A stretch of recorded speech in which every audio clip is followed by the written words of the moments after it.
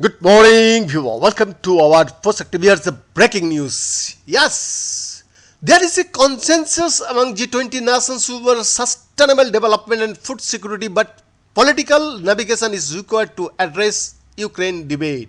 As the Narendra Modi government gears up for the G20 summit this weekend, the Indian Prime Minister will hold bilateral conversations with Mauritian Prime Minister Pravind Jagannath, Bangladesh Prime Minister Sheikh Hasina, followed by his scheduled meeting-cum dinner with US President Joe Biden on Friday.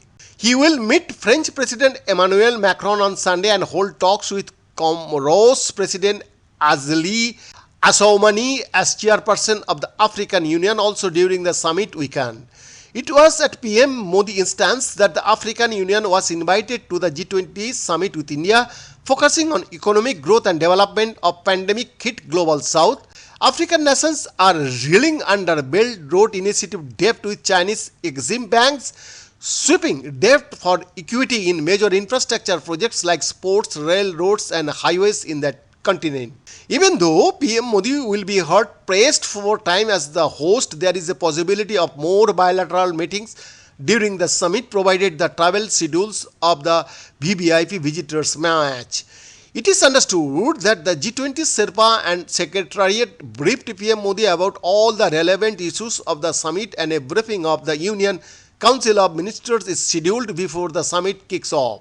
While work is in progress on the G20 communique, the leaders will have to navigate on geopolitical issues like Ukraine and climate change. Even though the G20's main charter is economic growth and development, the two issues that will be taken up for ministers and summit leaders to negotiate and seal are Ukraine and the debate of phasing out coal versus other fossil fuels for addressing climate change. Even though the coal versus other fossil fuels debate is the topic for COP28 in Dubai later this November-December in Dubai in UAE, the topic will be hotly debated with the summit expected to reach a green development understanding with defined green goals. There appears to be a broad consensus or focusing on sustainable development goals and promoting millets for global food security.